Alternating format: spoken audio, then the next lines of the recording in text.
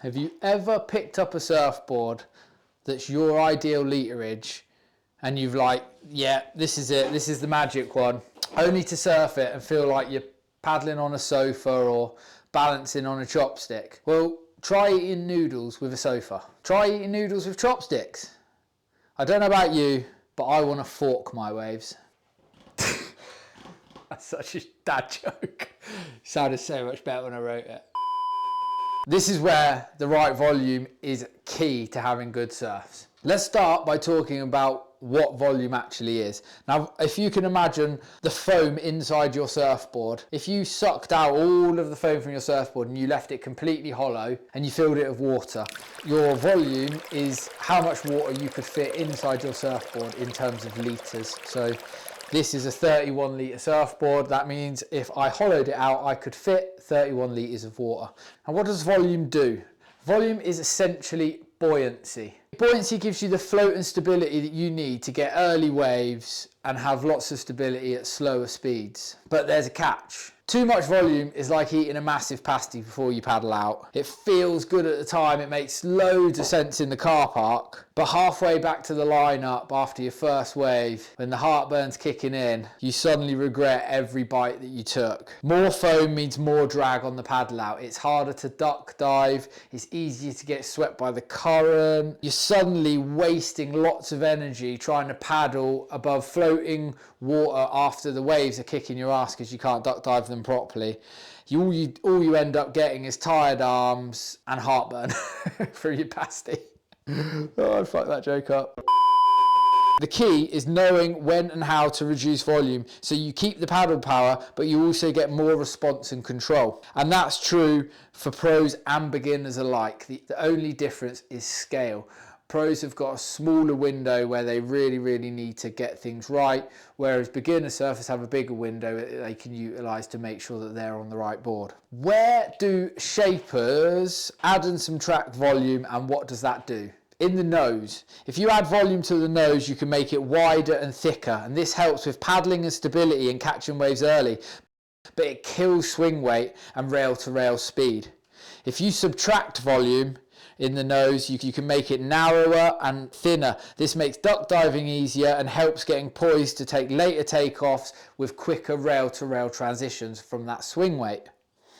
If you add volume to your tail, it adds float, which adds speed out of turns, but if you haven't got enough speed, you will quickly find yourself out of balance. If you add volume to your rails, fuller rails will give you more buoyancy, stability, and a forgiving feel.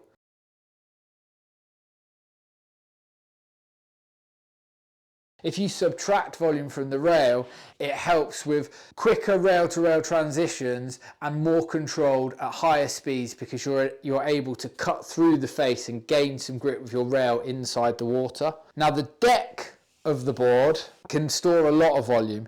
If you raise that deck, make it flatter and have a fuller stringer, you can make the board float more and feel a lot more stable when you're in smaller, weaker waves or going really slowly.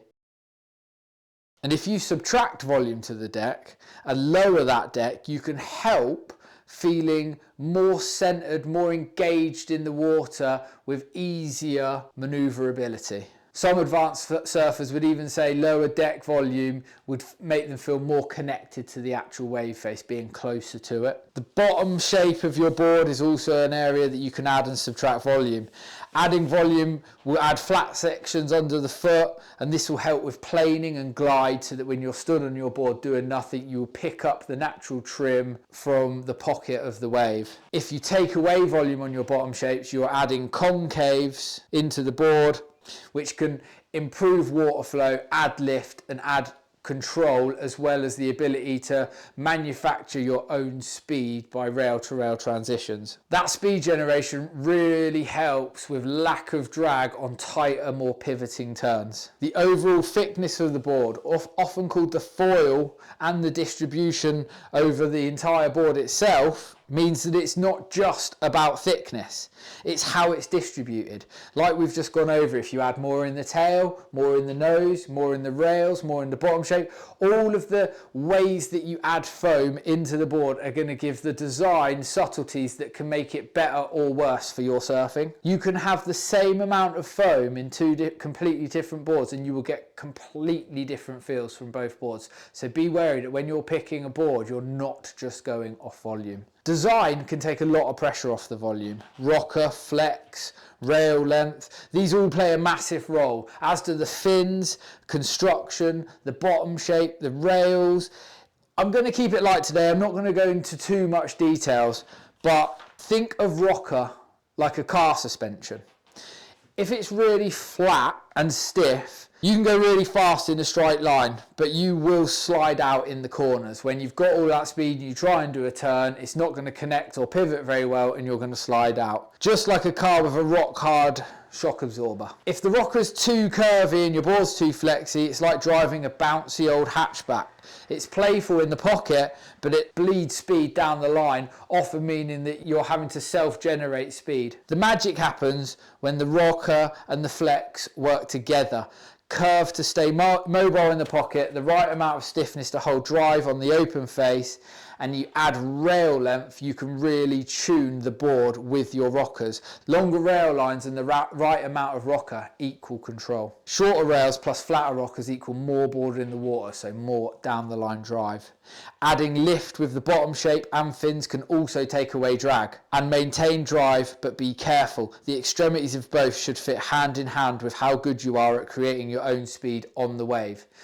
These key areas of design can take away your need to add surplus volume. If you can get more down the line speed and better paddling just by changing your rockers and your flex, and you might not need to add that extra foam to do so. Getting the balance right and the board feels alive. It feels like an extension of you. It's fast, it's fluid, and ultimately good surfing always feels easy. So bear that in mind. The volume trap. Sure, more foam makes catching waves easier. That's why beginners love big boards. The most high performance board you can ride isn't the smallest, tiniest little blade. It's the right board for you. It's a board that makes the fundamentals of surfing easier for you. Paddling, standing up, making sections, rail to rail transitions.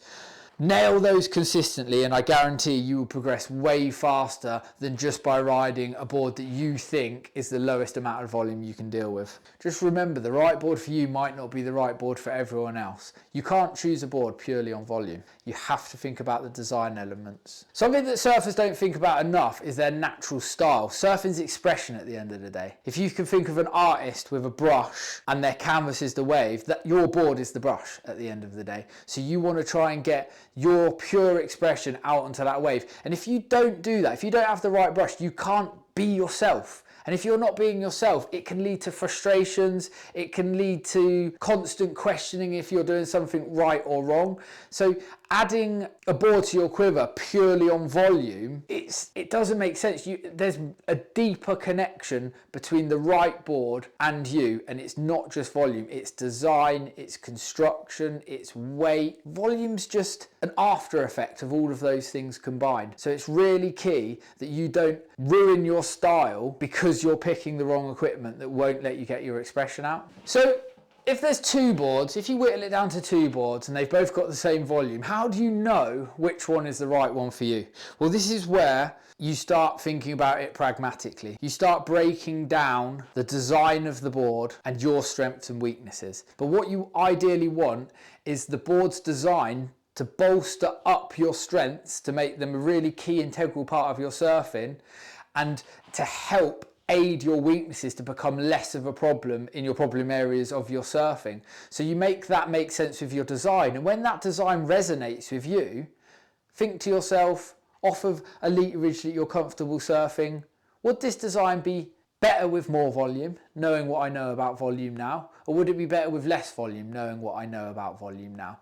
And if you are unsure, and if you can't make that decision, then talk to a shaper. A shaper's going to really help you decide the right size, volume, dimensions, model, construction, because they've got a vested interest in getting you surfing better. That's what we want to do as shapers. So go and talk to a shaper if you've got any questions. And if you haven't, then just think more pragmatically. What are your strengths? What are your weaknesses? And what sort of design resonates with you? And could that design be better or worse with more volume than you're used to?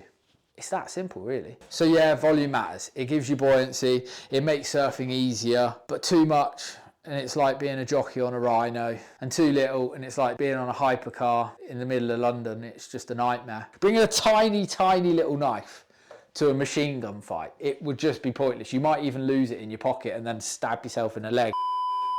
The real magic isn't just about matching the litres to your height, weight and ability. It's about how that volume works with the board's design. Getting the balance right, the board paddles, turns and glides exactly how you want. Getting it wrong, and no matter what your skill level, you are fighting the wave instead of riding it. I'd love to know what your current board's volume is now, and if you think it's right for you, if you wished you could have gone slightly higher or slightly lower. Leave a comment, because I want to get the thread going.